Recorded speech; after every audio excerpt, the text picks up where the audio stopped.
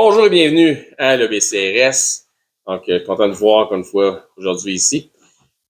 On va continuer notre étude sur le christianisme, mais aujourd'hui, l'étude bifurque légèrement de notre série historique pour parler de ce qui est plus contemporain, ce qui nous ressemble plus, ce qui est plus proche de nous en fait. Et à la fin du message, on va revenir un peu sur le contenu historique de l'Église. Donc, ça va être un peu plus actuel. Merci à Frère Dominique pour avoir lu le psaume 1er, le psaume 2e. Et le titre du message de ce matin, c'est « Avide de pouvoir ».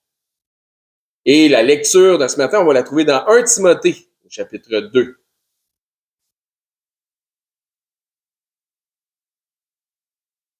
Donc, c'est quoi le titre du message de ce matin? Avide de pouvoir. Exact. Donc, on va lire les 5 premiers versets du 2e chapitre du premier épître, la première lettre à Timothée par Paul. Donc, Paul dit là, « J'exhorte donc avant toute chose à faire des prières, des supplications, des requêtes, des actions de grâce pour tous les hommes, pour les rois, pour ceux qui sont élevés en dignité, afin que nous menions une vie paisible et tranquille, en toute piété et honnêteté. Cela est bon et agréable devant Dieu notre Sauveur, qui veut que tous les hommes soient sauvés. » Combien d'hommes que Dieu veut qu'ils soient sauvés? OK, tout. Pas juste quelques-uns, hein? Tous les hommes soient sauvés. Un peu comme le premier cantique qu'on chantait, il y avait une partie qui disait justement qu'enfin, tu sais, le ciel était ouvert à tout être humain. Donc, il veut que tous les hommes soient sauvés et parviennent à la connaissance de la vérité. Hein, d'aller par tout le monde, de faire des disciples en leur enseignant ce que Jésus les a enseigné. Donc, c'est vraiment le concept. Car il y a un seul Dieu, il y a aussi un seul médiateur entre Dieu et les hommes, et ça, c'est Jésus-Christ qui s'est fait homme. Amen. Donc, c'est un message qui devrait ouvrir les yeux, l'entendement, la compréhension vers la sagesse des choses qui font du sens avec ce que Dieu nous dit. D'abord, c'est beaucoup de liens avec le psaume 2 que Dominique nous a lu ce matin. Alors, je ne sais pas si vous vous souvenez, la dernière fois, on a vu un pas de plus dans la direction d'établissement de l'Église catholique romaine comme étant une entité dominatrice de l'aspect religieux. Donc, si vous vous souvenez du message de la semaine passée. On n'en est pas encore là, mais on voit le tableau qui commence à se peindre. C'est ce qu'on a vu la semaine passée. Nous avons vu comment le christianisme est finalement devenu la religion de l'État à Rome et dans la Rome, donc Rome centrale, donc la Roma, la ville de Rome, puis aussi la grande Rome étendue, donc l'Empire. Nous avons aussi vu comment le transfert d'autorité religieuse s'était fait des empereurs vers le clergé. Comment aussi les empereurs sont devenus soumis au clergé, principalement aux évêques. On se demande donc, qu'est-ce qui donne autant de pouvoir à l'Église de l'époque? Pour ce qui est des hauts dirigeants politiques, la religion et ou l'endoctrinement, quel qu'il soit, joue un rôle important dans le maintien de l'ordre et du pouvoir. S'ils sont de véritables croyants, tant mieux pour eux, mais sinon, il est quand même à leur avantage d'aller dans le sens du courant religieux afin de continuer à influencer le peuple selon la direction où ils veulent aller. Donc, de pouvoir obtenir l'aval du peuple selon leur direction politique. On est dans une époque qui se dit « vox populi, vox Dei ». Donc, la voix du peuple, c'est comme la voix de Dieu. Donc, t'es mieux d'avoir le peuple de ton bord. Puis si le peuple, ben, ils sont des croyants, c'est des chrétiens, ben, ils sont endoctrinés là-dedans, mais t'es mieux d'aller dans le même sens si tu veux avoir le peuple qui te suit. Tu suivez? Parfait. Les hommes sont à l'époque, comme de nos jours, avides de... Ah, t'es bon. Avides de pouvoir, d'où le titre de notre message de ce matin. Soit ils recherchent le pouvoir, soit ils veulent pas le perdre. Est-ce que c'est vrai aujourd'hui? Les trois aspects identifiables que les hommes en quête de pouvoir s'approprient sont les trois suivants. L'argent, la politique et la religion, ou, si vous préférez, l'endoctrinement. Je parle pas ici nécessairement d'avoir une relation avec le réel divin, mais tout ce qui est endoctrinement. Donc, quand il y a un concept d'endoctrinement qui est très, très puissant, tu vas selon le courant. Vous allez voir aussi à un moment donné comment que tu peux shifter l'endoctrinement vers un autre courant. On va regarder ça aujourd'hui dans le message. Donc, l'argent et les richesses peuvent offrir une certaine forme de pouvoir. On est d'accord, ça fait du sens. Je n'invente rien, puis je suis pas sûr que je vous apprends grand-chose, là. Pour ce qui est du pouvoir qu'offre la politique, que ça soit monarchique, aristocratique, démocratique, despotisme totalitaire, ou que ça soit de la dictature, c'est à peu près comme du despotisme totalitaire, je crois qu'on comprend bien aussi la réalité du pouvoir qu'offre la politique. Des hommes puis pour moi, c'est un concept qui est extrêmement fascinant, que des hommes bien ordinaires qui mettent le pantalon de jambe à la fois, comme bien du monde, mènent le monde par des pouvoirs politiques. On leur donne tellement de pouvoir, c'est incroyable. Si je vous dis, je trouve ça fascinant. S'il y avait un système politique qui serait mené par un système religieux, ce qu'on appellerait ça, il s'agirait de théocratie. Ainsi donc, il est reconnu que la religion apporte ou peut apporter une forme de pouvoir, parce que c'est une forme d'endoctrinement. Les hommes politiques, de toutes les formes de politique que ce soit, ont depuis toujours reconnu le pouvoir religieux comme étant un pouvoir idéologiquement très puissant. Donc, je vous répète ça parce que c'est important que vous compreniez le concept dans le message. Les hommes politiques, de toute forme de politique que ce soit, ont depuis toujours reconnu le pouvoir religieux comme étant un pouvoir idéologiquement très puissant. La Tour de Babel, par exemple, si vous voulez retourner dans le temps le plus loin possible. C'est un concept religieux d'endoctrinement social. Il y a quelque chose chez les hommes ou chez l'homme qui le pousse à chercher une relation avec ce qu'il considère comme étant divin et ou spirituel, même si à travers les âges d'histoire, on voit que c'était des adorations démoniaques, mais pour eux autres, c'était leur Dieu ou c'était l'aspect spirituel des choses. C'était pas nécessairement le vrai Dieu. Alors, nous savons, en ce qui nous concerne, nous, qu'il y a un seul vrai Dieu. Mais de tous les temps, les hommes, bien que ce soit dans des formes multiples de paganisme, comme que je viens de dire, ont adoré des dieux qui n'en étaient pas nécessairement. Il y a un vide spirituel chez l'homme que celui-ci cherche à combler. L'ex-URSS a tenté, par plusieurs moyens, d'anéantir le christianisme. Ça fait partie de notre histoire. Pensez que les chrétiens, le christianisme est la forme de religion la plus persécutée au monde. Donc, l'ex-URSS a vraiment tenté par tous les moyens d'anéantir le christianisme. Et lors de la chute de l'Union soviétique, les hauts dirigeants militaires référant au christianisme, donc lorsque tout ça s'est effondré, parce que ça n'a pas marché leur affaire, parce que finalement, ça n'a vraiment pas fonctionné. Lors de la chute, les hauts dirigeants politiques référant au christianisme ont admis qu'il y a quelque chose dans le concept de la foi religieuse qui est absolument indestructible. Ça va toujours faire surface. Pendant plusieurs années, la pratique des religions fut de facto interdite par l'URSS, notamment sous Staline, qui, dès le début de sa dictature, fit détruire des lieux de culte, un peu comme l'image qu'on a vue tantôt, qu'on a mis sur Facebook, persécutant des prêtres, fermant les séminaires des religions présentes dans le pays. Puis attention, il n'est pas dit que le même genre de choses, le même genre de phénomène n'arrivera pas ou arrivera jamais ici dans notre pays. C'est une possibilité. On est peut-être juste dans le calme avant une tempête. L'athéisme d'État fut prôné dans la culture via les écoles, les médias, etc. Donc, ça commence où? Les écoles, les jeunes, prochaine génération, parce qu'ils mettent leur programme sur plusieurs générations, et aussi par les médias, donc la propagande médiatique.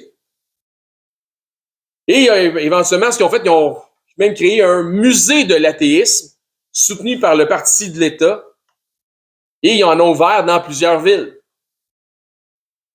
Il allait dans les écoles, puis il donnait des bonbons aux enfants, des habillés en militaire. Des dignitaires, puis tout habillés en militaire. Puis il donnait des bonbons aux enfants, puis il disait aux enfants, qui vous a donné les bonbons? C'est pas Jésus, hein? C'est l'État. Ça commence, c'est comme ça.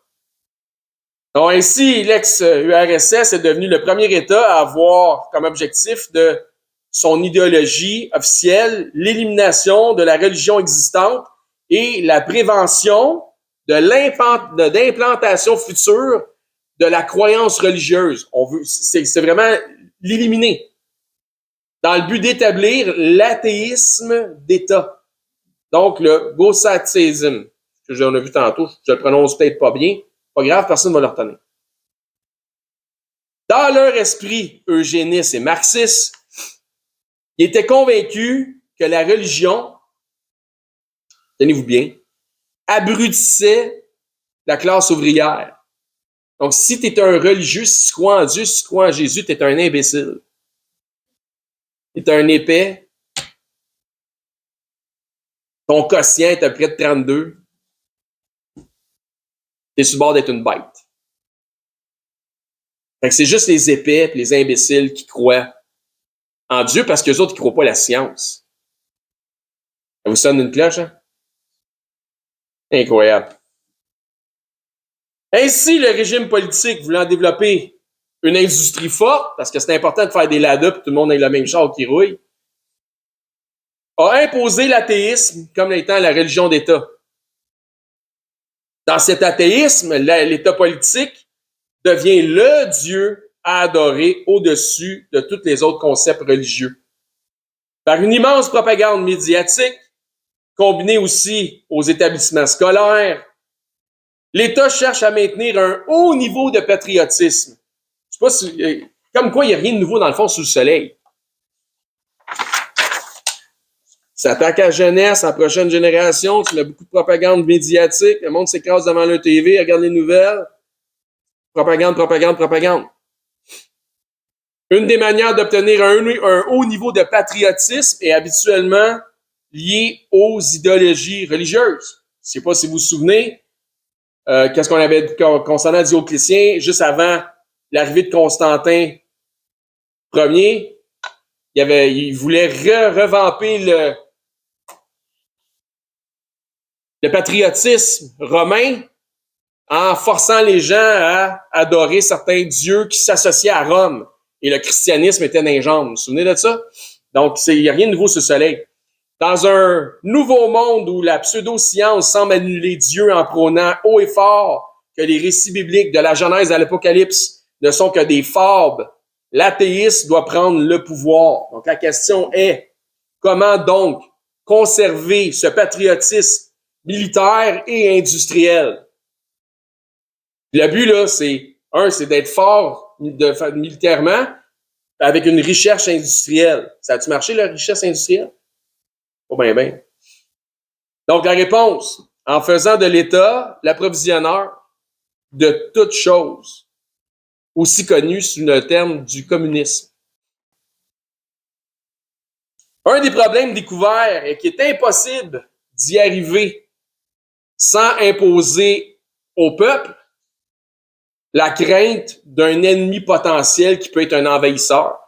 Tu n'arrives pas à réunir tout ton peuple si tu fais pas une propagande concernant le fait qu'on a tout un ennemi potentiel, un envahisseur. C'est de même que tu regroupes ton peuple dans une direction, dans la direction du communisme. Ça, c'est un des rôles qu'a joué les USA plus d'une fois dans l'ensemble des pays à propagande communiste. C'est carrément le cas présentement en Corée du Nord, où le gros ennemi, c'est les États-Unis. Les gens ne savent même pas c'est où les États-Unis sur la map, là-bas, mais ils savent que sont armés pour faire face aux États-Unis, puis les États-Unis ont peur d'eux autres. Tandis que les États-Unis, on parle jamais de la Corée du Nord, on s'en fout. Mais eux autres passent leur temps à parler des États-Unis, des méchants Américains. Ainsi donc, les idéologies socialistes, marxistes et communistes ne peuvent se réaliser que si l'État fait croire au peuple à un dangereux ennemi potentiel. Le Seigneur, via sa parole, nous laisse comprendre que nous sommes dans ce monde, mais nous ne sommes pas de ce monde. Dans Hébreux chapitre 11, ça nous explique que ceux qui ont la foi sont à la recherche d'une patrie qui est céleste. Donc, on est dans ce monde, mais pas de ce monde. Notre patrie, elle est céleste. Notre patriotisme appartient au Seigneur. Et notre patriotisme n'est pas terrestre, car nous ne sommes que pèlerins et de passage sur cette terre. Notre vision spirituelle est vers le ciel. Donc, bien, là, suivez-moi, peut-être dur à entendre ce que je vais dire, mais bien que ce ne soit pas le cas, le christianisme ne devrait pas alimenter aucun parti politique, suivez-moi, ou alimenter le patriotisme. Ça ne devrait pas être utilisé dans ce but-là. Suivez? Donc, c'est le cas, mais ça, dans certains endroits, mais ça ne devrait pas nécessairement, je pense que ça ne devrait pas être le cas. Le christianisme ne devrait pas alimenter aucun parti politique ou alimenter le patriotisme. On est à des années-lumière de ce que la politique devrait être. La politique fait simplement partie des conséquences de notre vie sociale. Il faut vivre avec. Nos dirigeants devraient véritablement être au service du peuple et non pas se servir du peuple ou se servir dans le peuple pour s'en mettre plein les poches. Donc, faites bien attention lorsqu'un régime politique lié à une propagande médiatique vous pointe vers un ennemi. Ne soyez pas trop prompt à prendre parti. Sinon, priez pour vos ennemis et priez pour vos dirigeants politiques. L'objectif des prières pour nos dirigeants politiques était à deux volets. Premier, la paix de l'Église et dans ses pratiques cultuelles. La paix de l'Église dans ses pratiques cultuelles. Deuxième volet, le salut de tous par l'émancipation de l'Évangile. Donc, pourquoi est-ce qu'on doit prier pour nos politiciens? La paix de l'Église dans ses pratiques cultuelles et le salut de tous par l'émancipation de l'Évangile. Qu'est-ce que ça nous disait dans notre texte d'ouverture? On peut retourner là si vous avez gardé votre place dans 1 Timothée 2. J'exhorte donc, avant toute chose, à faire des prières, des supplications, des requêtes, des actions de grâce pour tous les hommes. C'est prières, supplications, requêtes, actions de grâce pour tous les hommes, incluant pour les rois, pour ceux qui sont élevés en dignité, ainsi que nous mentionne, afin que nous menions une vie paisible et tranquille et en toute piété. On prie pour ceux qui sont haut en dignité pour que nous, on puisse avoir une vie paisible et tranquille. Donc, c'est comme je le disais, c'est pour l'objectif, c'est la paix de l'Église dans ses pratiques cultuelles. Donc, une des raisons des prières, des supplications, des requêtes, des actions de grâce pour tous les hommes, incluant les dignitaires et les dirigeants politiques, est la paix de l'Église dans ses pratiques cultuelles. Verset 3, cela est bon et agréable à Dieu devant Dieu notre Seigneur. Dieu est notre Sauveur et par sa grâce, par le moyen de la foi que nous avons eu en l'Évangile de son Fils. Donc, Dieu est notre Sauveur par sa grâce, par le moyen de la foi que nous avons eu en l'Évangile de son Fils, mais ça ne se limite pas qu'à nous. Car voici la volonté de Dieu et pourquoi nous devons prier. Verset 4, qui, donc Dieu, veut que tous les hommes soient sauvés et parviennent à la connaissance de la vérité. Tous les hommes incluant qui? Incluant les politiciens. Car c'est bien mieux d'avoir de véritables chrétiens en poste sans devenir pour autant une théocratie qui imposerait des convictions religieuses. Il n'y a pas besoin d'imposer des convictions religieuses à travers la politique. Mais ça nous permet certainement de vivre en paix et de faire, ça nous permettrait en fait, de vivre en paix et de faire nos œuvres qui sont de propager l'Évangile, d'amener les âmes au Seigneur et en faire des disciples par l'enseignement biblique. Autrement dit, ce qui est connu comme étant la Grande Commission. De plus, le texte de Paul à Timothée nous exhorte à ne pas prendre parti, à ne pas haïr. Ça va être la partie la plus tough. À ne pas haïr un individu politique. Je sais pas si c'est difficile pour vous autres, là, mais je me relisais ce matin et je me disais, ben c'est dans la Bible. Vous allez voir. À n'avoir aucun ressentiment. Écoutez bien. On a un travail à faire. à n'avoir aucun ressentiment pour un individu élevé en dignité, plus précisément dans le contexte, contre des politiciens. Difficile, hein?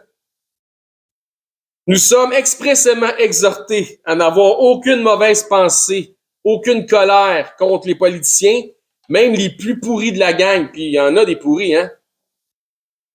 On ne les nommera pas. Bon, ça prendrait trop de temps. On peut pas passer la journée là-dessus. Donc, dans le même contexte, dans le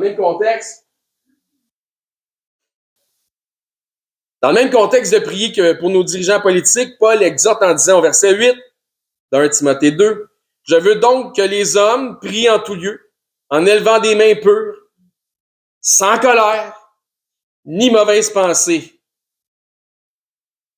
La question, c'est donc, colère et mauvaise pensée, qui pourrait être contre qui? Contre tous les hommes, incluant les dignitaires politiques.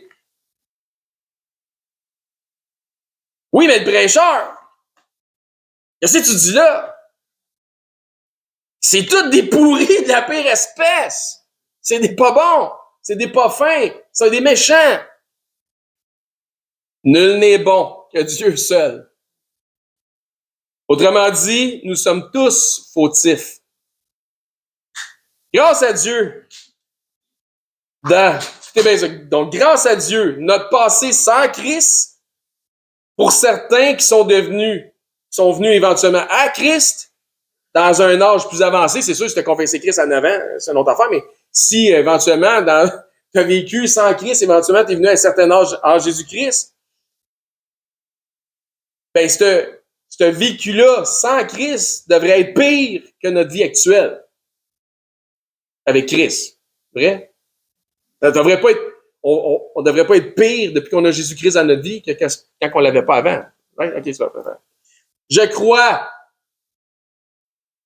par la foi en ce que Dieu dit, que si nous prions pour nos dirigeants politiques, que Dieu peut agréer nos prières. Si Dieu agrée nos prières, le résultat sera la paix dans nos pratiques cultuelles. Parce que là, présentement, l'étau se resserre sur les chrétiens. Si nous faisons exactement ce que Dieu nous demande, comment? En se soumettant à la volonté de notre Dieu de la manière suivante. Par des prières, par des supplications, par des requêtes, par des actions de grâce, en tout lieu, en élevant des mains pures, sans colère ni mauvaise pensée. Je pense que ça va être peu. La dernière partie va être tough. De cette manière, Dieu peut agréer nos prières en mettant en place des politiciens qui s'accordent avec nos valeurs, nos standards moraux. Aussi, toujours, si nous prions de la sorte, imaginez tous les chrétiens du Québec se mettaient à prier pour les dirigeants politiques, du Canada. De cette manière-là, malheur à ceux qui nous chercheraient misère. Car Dieu, dans l'exaucement de nos prières, a le pouvoir de retirer de leur piédestal, de toutes sortes de manières, ceux qui sont des dignitaires politiques, par la maladie, voire même pire, la mort. Dieu a plein de façons qu'il peut répondre à nos prières. Malheur à ceux qui ne voudraient pas suivre.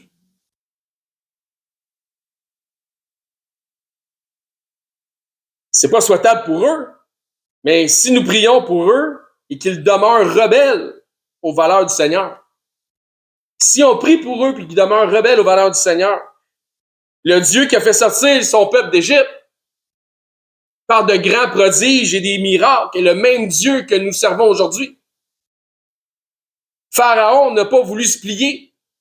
Il a donné du temps, il a donné des avertissements, puis il a cassé. Il n'a pas voulu se plier, puis il a cassé. Puis Moïse a prié pour lui.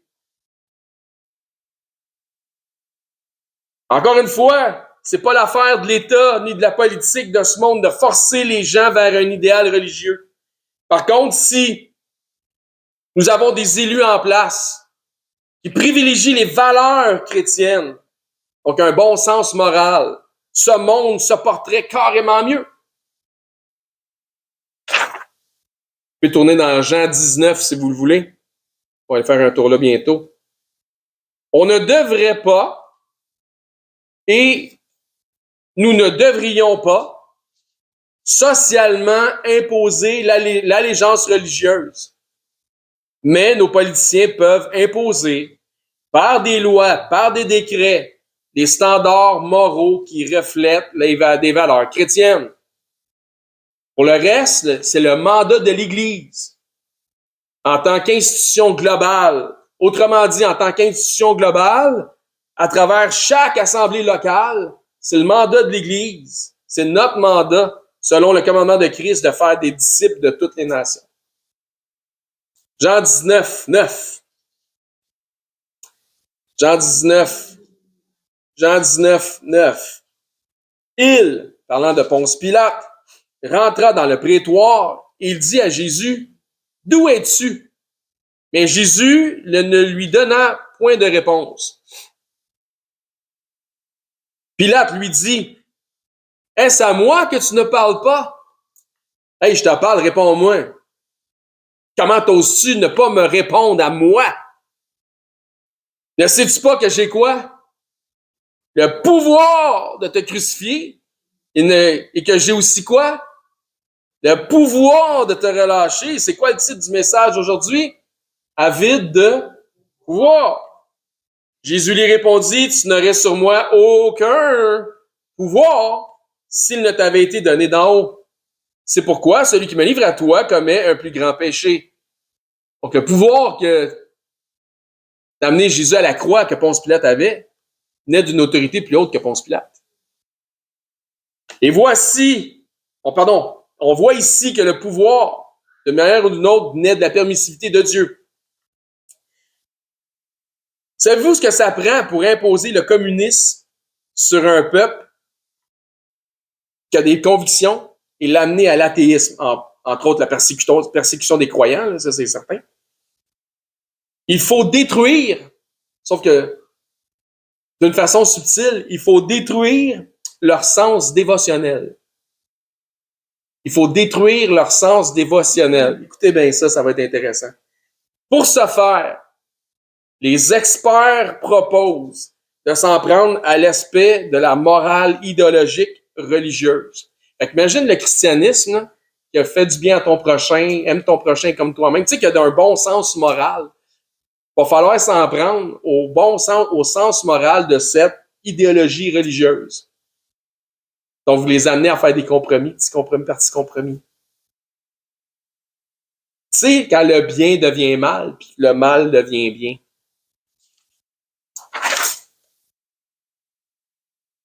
Ça fait carrément partie des idéologies eugéniques. Il faut premièrement démoraliser le peuple. Donc, enlever la morale, démoraliser. Les experts en déshumanisation disent qu'à coup de propagande, ça prend jusqu'à 20 ans. C'est pourquoi c'est mis sur plusieurs générations. Ça prend jusqu'à 20 ans pour anéantir la morale de la masse. Ça en vient de bien, hein? Hein? On n'est pas... Hein? Ils ont fait une bonne job à date, hein, au Québec et au Canada. Lorsque la masse ne fonctionne plus par un sens moral, par un code de conduite qui est lié à l'altruisme, hein? Tu vois quelqu'un sur le bord de la route qui a un flat, tu peux arrêter et lui demander s'il a besoin d'aide. Aujourd'hui, il doit avoir un cellulaire. On perd l'altruisme, on l'apporte à quelqu'un. T'sais. Faire aux autres que tu voudrais que les autres te fassent. Donc, quand tu as détruit ce sens moral-là, comme je disais à Karine l'autre jour, les gens ne sont même plus de eye contact. T'sais. Ils regardent à terre, puis tout leur est dû. Il est venu un temps, quand, même sur un passage à piéton, si tu arrêtais ta voiture et que les gens passaient, au moins, ils disaient merci, tu t'envoyais la main et tu disais merci, tu sais, ils étaient reconnaissants. Aujourd'hui, ils ne te regardent même pas. Ah, ils ont raison, mais tu pourrais quand même faire un petit eye contact, un petit hochement de tête au minimum. Voyez-vous comment ça s'en vient? C'est ça. Donc, lorsque la masse ne fonctionne plus par le sens moral, on l'a démoralisé par un code de conduite qui est lié à l'altruisme, etc. Le petit noyau de résistance, parce qu'il va toujours avoir un noyau de résistance qui vont vouloir rester des gens qui ont un bon sens moral, tels les chrétiens, devient plus facile à éliminer. Attends, ce que je vous dis là, c'est des avis d'experts. Intéressant, hein? Quand le bien est rendu mal, les bons deviennent les méchants. Ça, les bons, ben, c'est nous autres. Donc, pour le monde, c'est nous autres les méchants. Parce qu'à un certain moment, de tuer des bébés, de tuer des vieux, de tuer des malades, de tuer une classe de gens, tuer des chrétiens, sans sens moral. Tout le monde s'en fout. En autant qu'on convainc les gens que ça sert le bien de l'ensemble, for the greater good, pour le bien de l'ensemble. C'est comme ça qu'on influence la masse au mal. C'est comme ça qu'Hittler a fait sa job. Il s'agit de la stratégie démoniaque liée aux Écritures, qu'on va appeler la stratégie démoniaque de Balaam, qui ne pouvant, pour ceux qui connaissent l'histoire, qui ne pouvant maudire le peuple, a donné sa stratégie de démoralisation, d'enlever le sens moral, à Balak, afin d'induire le peuple dans l'immoralité, pas de sens moral, pour qu'ils mangeassent des viandes sacrifiées aux idoles et qu'ils se livrassent à l'impudicité, deux choses qui sont contre la morale que Dieu avait imposée. Ainsi, Dieu fut dans l'obligation de sévir, ce qui apporta la malédiction sur Israël, et il y en a qui sont morts. Et l'ennemi n'est pas plus super original, les amis. C'est toujours les mêmes stratégies qu'il utilise. Le temps est de son bord. Suivez-vous? Oui. Le moyen le plus efficace n'est donc pas de forcer le peuple à ne plus croire en Dieu, mais parce que ça n'a pas marché avec les SURSS. Mais le moyen le plus efficace, selon les experts de la déshumanisation, mais c'est d'être tranquillement, à coups de propagande, à grands coups de propagande, je devrais dire, à anéantir leur sens moral. C'est-à-dire, tu sais, ce qu'on fait des années qu'on dit que c'est pas correct, là, c'est rendu correct, petit peu par petit peu.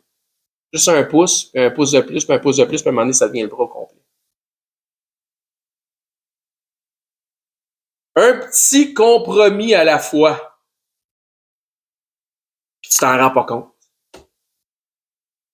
Lorsque le sens moral est anéanti, ainsi l'État et ou les dirigeants de l'État peuvent, via la culture de l'image, ça aussi, c'est une stratégie, devenir comme des dieux, aux yeux du peuple.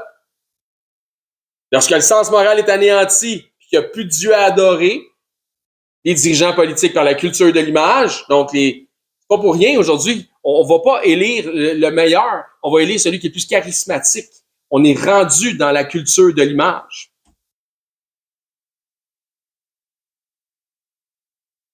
Donc, les dirigeants politiques par la culture de l'image deviennent comme des dieux aux yeux du peuple.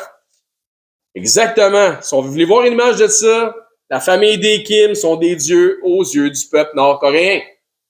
Si l'État est l'approvisionneur de tout et de tous, ainsi les dirigeants sont des quoi? Des sauveurs. De plus une population dans le besoin.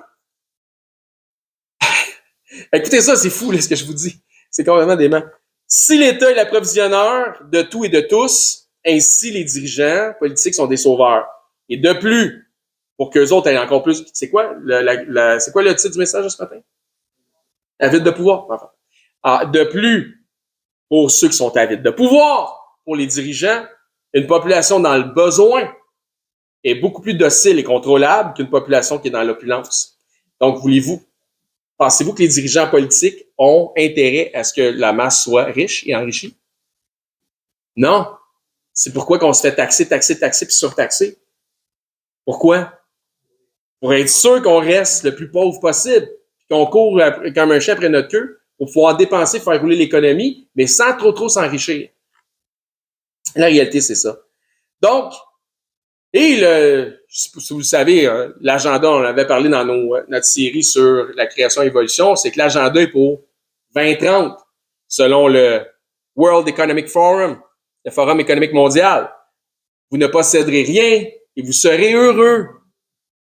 Hein, la mondialisation, c'est de l'eugénisme. C'est de l'eugénisme.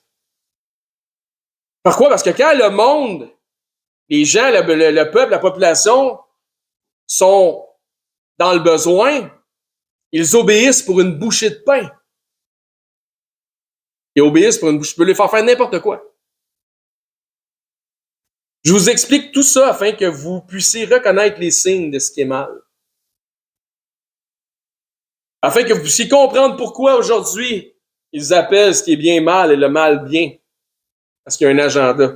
Le processus de la déshumanisation et de l'abolition du sens moral a commencé, puis ça fait bien plus que 20 ans que ça dure. Ça fait bien plus que 20 ans que ça a commencé.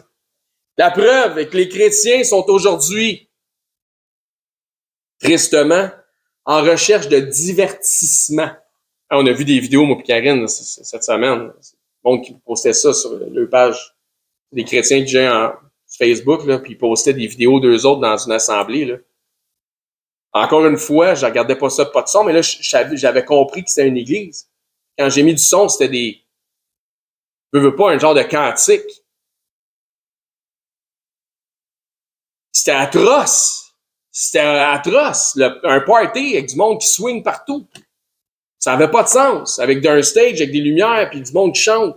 Ça dansait là-dedans comme une discothèque. Comme un show de Taylor Swift. Ça avait pas de sens. Puis à chaque fois, ce qui me voit ça, puis ce qui me revient en tête, c'est tout le temps le passage dans Exode, que les gens ont fait des holocaustes, des sacrifices, parce qu'ils ont fait une fête en l'honneur de l'Éternel, se sont assis pour manger, pour boire, puis se sont levés pour se divertir, puis Dieu a dit à Moïse, ton peuple s'est corrompu. Je comprends pas. Bon, la preuve c'est que les chrétiens d'aujourd'hui sont à la recherche de divertissement, d'idoles charismatiques. Tu devrais voir, toi. Ils cherchent du monde avec un bel habit à 5000 piastres, qui prêche dans les églises, qui est évangélique, pentecôtiste pour la plupart. Dans l'Amérique du Nord, c'est incroyable. Et sont plongés dans les impudicités du monde. C'est vrai. C'est ça. Demandant la bénédiction de Dieu, ils attirent sur eux les conséquences de la malédiction, comme c'est arrivé quand Balaam a dit à Balak quoi faire.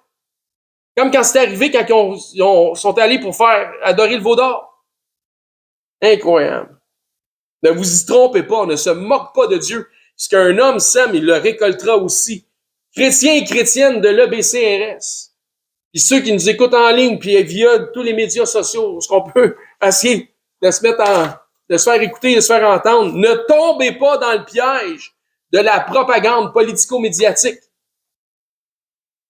Ne prenez pas place au banc des moqueurs, comme ça nous disait dans le psaume 1, entre autres. De retour dans 1 Timothée, mais cette fois, on va aller dans le chapitre 6. 1 Timothée 6. Ben, là, tu te dis, OK, intéressant, instructif, hein, on apprend des choses quand on vient ici.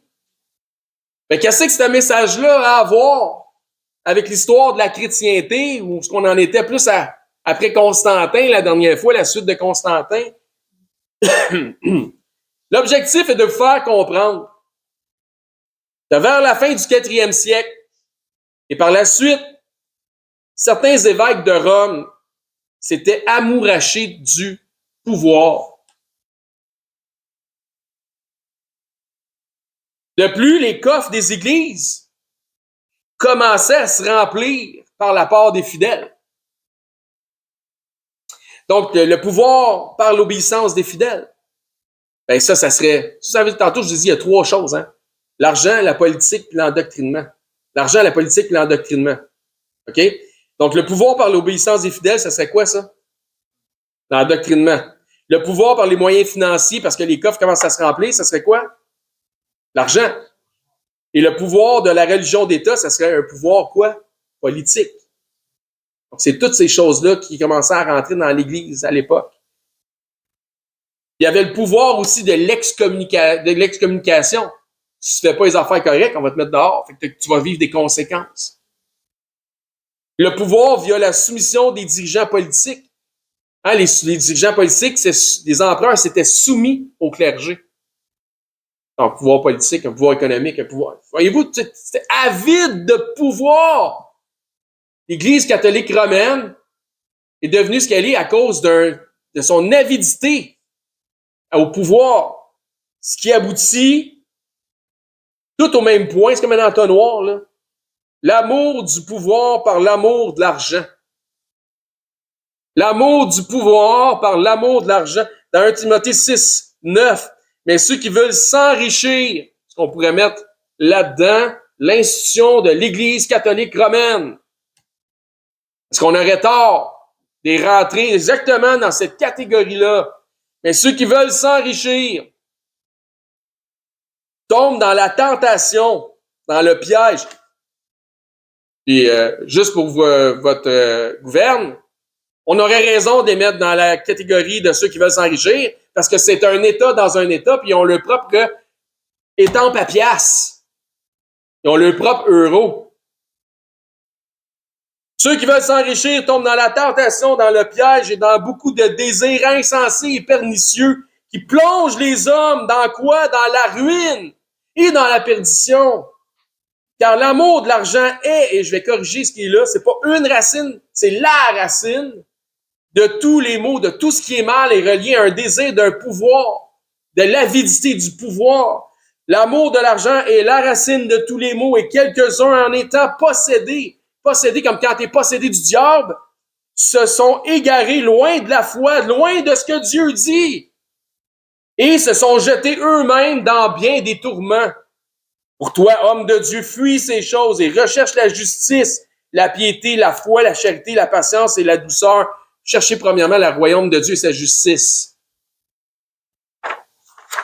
De 366 à 384, Damas Ier est un évêque qui est à Rome, pas dans la Rome, la ville de Rome. Après la mort de son prédécesseur, ça, tu l'entendras. Encore une fois, je vous le dis, tu veux savoir l'histoire? Va pas demander aux catholiques de te conter cette histoire-là. Tu n'auras pas la vérité. Tu vas avoir à la romancer. Damas Ier, l'évêque de Rome, hein, eux autres vont dire un pape là aujourd'hui, mais dans ce temps-là, la papauté n'était pas encore, mais encore, c'est ton histoire. Après la mort de son prédécesseur, paye des mercenaires afin d'éliminer ses rivaux. Tout un chrétien, hein? Quand tu te dis, il doit être au ciel, c'est un pape. Il a payé pour faire tuer ses rivaux. Il était tellement avide de pouvoir, c'était incroyable. Damas Ier est un autre hérétique qui réclame très énergiquement la primauté romaine, mais la ville de Rome. Comme a dit, celui qui est évêque à Rome, c'est le boss de toute la religion chrétienne. C'est un avide de pouvoir. C'est là-dessus que l'Église catholique romaine s'est bâtie. Cette hérésie consiste à reconnaître un prélat, donc c'est un dignitaire ecclésiastique, comme successeur de l'apôtre Pierre, aussi bien sur le siège épiscopal, donc de Rome, que comme chef du collège épiscopal, de l'ensemble de la chrétienté. Ce qui, bien sûr, deviendra éventuellement la papauté. Pour Damas, la primauté romaine se fonde avant tout sur son origine pétrinienne, donc de Pierre. Pétrinienne, ça veut dire de Pierre. Autrement dit, la succession de l'apôtre Pierre.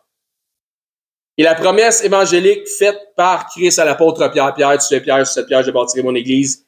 Chose que Pierre explique dans son épître, en passant. Tu veux savoir ce que ça veut dire. L'épître de Pierre, il l'explique. On est des pierres vivantes avec lesquelles Dieu bâtit. Okay. Pas compliqué, hein? Imagine, Pierre, il l'a compris, lui, puis il nous l'explique.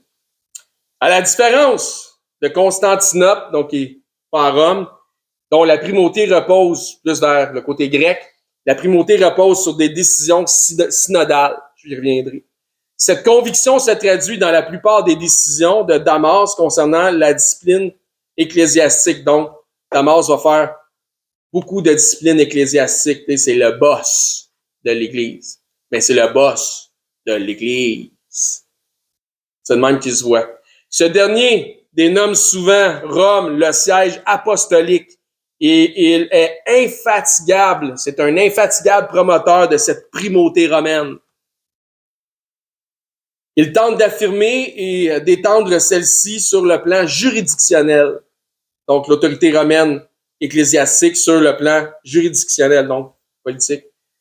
L'intransigeance de ces interventions contribue à affaiblir l'autorité romaine dans la partie orientale de l'Empire romain et réduisant la possibilité d'intervention juridictionnelle du siège romain auprès d'une église d'Orient dont l'orthodoxie se structure sous l'influence de l'empereur romain Théodose Ier, qui lui opère via des synodes, donc selon des groupes de conseils, de discussions, versus un despotisme qui est totalitaire, comme Damas a fait, qui, lui, s'oppose donc lui, c'est plutôt comme un individu qui décide pour tout le monde, tandis que l'autre côté orthodoxe, c'est que tout un groupe va prendre une décision ensemble. Donc,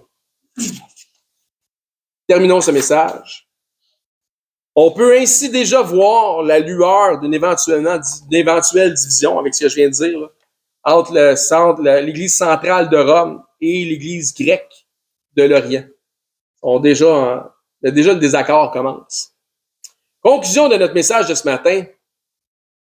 Le titre du message d'aujourd'hui, c'est la ville de pouvoir. Merci beaucoup. Merci. Ce message lié à la lecture du psaume 1 et 2 devrait, au minimum, vous alerter concernant l'agenda du mal qui s'organise de nos jours. S'il y a des gens qui font de leur expertise, de leur champ d'expertise, leur travail, leur revenu, la déshumanisation, c'est qu'il y a des gens qui veulent nous déshumaniser. Il y a un programme. Il y a un agenda. Vous avez entendu parler de le MAID, M-A-I-D, MAID. Ça s'en vient en mars 2027. C'est encore une fois un petit compromis, puis un petit compromis, puis un petit compromis, puis un pouce, puis un autre pouce, puis un autre pouce, puis ça devient un bras. MAID, Medical Assistance in Dying. M-A-I-D. Medical Assistance in Dying. Donc, l'assistance médicale à la mort. Autrement dit, je ne peux pas dire le mot, mais mettons de la suie puis du cidre assisté concernant la souffrance ou la détresse mentale. La raison pour laquelle je ne peux pas dire le mot, c'est que ça va être blanqué sur YouTube.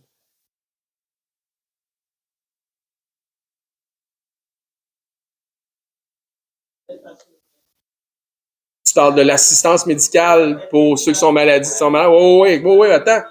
Mais pas pour la souffrance ou la détresse mentale. Ceux qui ont une maladie physique.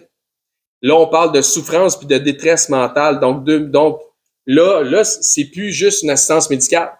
Rendu là, c'est de la suie puis du cidre assisté.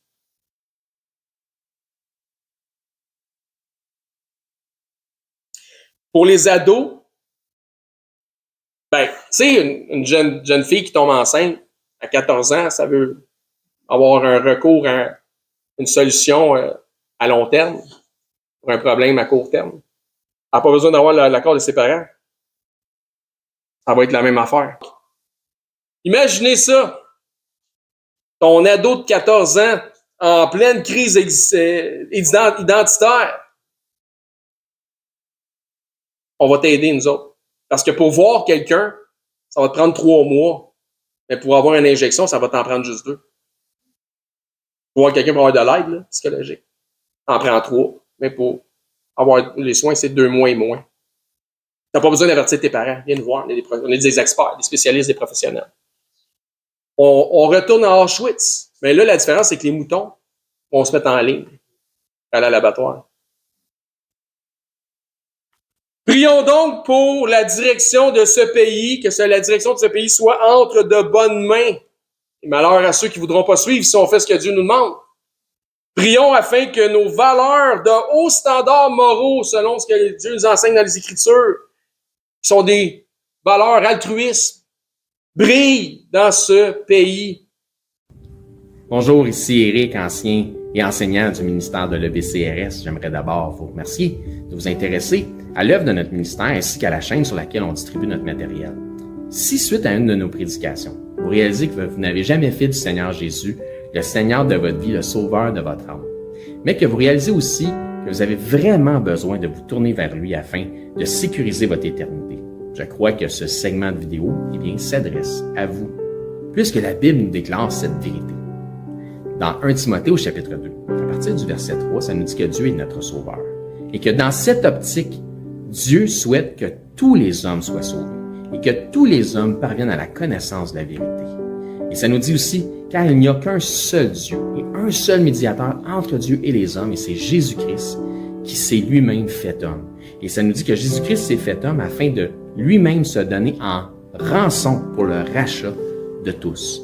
Jésus a dit en conversant avec ses disciples qu'il est le chemin, la vérité et la vie, et que nul ne vient au Père, c'est-à-dire à Dieu, qu'à travers la foi en Jésus lui-même. C'est la seule façon. C'est ce que Jésus exprime aussi en partageant l'Évangile avec un homme d'un certain âge qui se disait lui-même très religieux. Dans l'Évangile selon Saint Jean, au chapitre 3 et verset 16, Jésus dit à cet homme « Car Dieu a tant aimé le monde, qu'il a donné son Fils unique, afin que quiconque croit en lui, donc met sa foi en lui, ne périsse point, mais qu'il ait la vie éternelle. » Donc la volonté de Dieu, notre Créateur, elle est claire. C'est que tous parviennent à la repentance en faisant le choix volontaire de croire par la foi le récit de l'Évangile de son Fils Jésus-Christ. Les informations qui nous sont transmises dans la Bible nous font comprendre que par nature, malheureusement, nous avons tous enfreint les règles de sainteté déjà établies par Dieu. Nous avons tous enfreint au minimum une des 10 lois, des 10 règles, des 10 commandements, mentir, prendre le nom de Dieu en vain, manquer d'honneur à nos parents, blasphémer, peu importe. Donc Dieu, dans sa perfection, qu'il ne peut renier, est 100% juste. Et puisqu'il est 100% juste, il doit nous juger selon la justice. Et comme nous sommes tous coupables de péché et de transgression, nous méritons tous notre sentence. Mais bonne nouvelle, parce que Dieu, dans sa perfection, est aussi 100% miséricordieux et souhaite faire miséricorde à tous. Donc, Dieu nous tend la main afin de nous sauver du châtiment qui lui est réservé aux transgresseurs de sa loi. Jésus nous explique qu'un endroit terrible a été préparé pour Satan, le chef des anges déchus, des démons, un endroit de flamme, de regret, de tourment, de souffrance, etc. Et la réalité de l'enfer que Jésus nous explique, les raisons pourquoi c'est si effroyable, et que tous les attributs de Dieu, ils sont absents, puisque c'est tellement éloigné de Dieu. Tandis que Jésus dit à ses disciples qu'il est allé au ciel, dans la demeure du Père, pour nous y préparer une place. Dans cette place, le paradis céleste, étant auprès de Dieu, au contraire de l'enfer, étant dans sa proximité, nous y retrouverons l'ensemble des attributs que procure sa présence. La joie, l'allégresse, l'amour, le bonheur, mais dans une proportion qui est inexprimable et incompréhensible pour les simples charnels que nous sommes présentement, dans une façon que les mots ne peuvent pas exprimer. La Bible déclare que le salaire du péché, c'est la mort, et non seulement la mort physique, mais aussi la mort spirituelle. Et que la mort spirituelle est une incapacité à avoir accès à Dieu. C'est une séparation d'avec Dieu. La Bible déclare dans Romains, chapitre 6, 23, que le salaire du péché, c'est la mort, mais que le don gratuit de Dieu, c'est la vie éternelle en Jésus-Christ, notre Seigneur. La vie éternelle est donc un cadeau que Dieu vous fait, qui est accessible pour tous, dans la mesure où chacun accepte de recevoir ce cadeau. Donc, tel un cadeau qui nous est offert, la réalité représente que nous n'avons pas d'effort ou d'œuvre à faire utile pour recevoir ce cadeau. Sinon, ça ne serait pas un cadeau, mais ce serait un dû. Ainsi donc, il n'y a aucune œuvre que nous pourrions faire pour nous racheter nous-mêmes de nos fautes, de nos transgressions ou de nos péchés que nous avons commis contre Dieu. L'œuvre utile pour notre rachat a été accomplie par Dieu en la personne de son Fils Jésus-Christ lorsqu'il a pris notre place sur la croix. Ce qui a été entièrement confirmé aussi pour notre justification à la résurrection des morts après 3 jours et 3 nuits au tombeau. Ainsi donc, la Bible dit que pour être sauvé de la mort et de l'enfer, c'est-à-dire afin d'avoir la vie éternelle et notre place au ciel, il faut simplement mettre notre foi en Jésus-Christ, le Seigneur. La Bible dit « Crois au Seigneur Jésus et tu seras sauvé ». Mais croire au Seigneur Jésus, c'est important qu'on en parle. Croire au Seigneur Jésus a une signification. C'est simple, mais, comme je dis, important.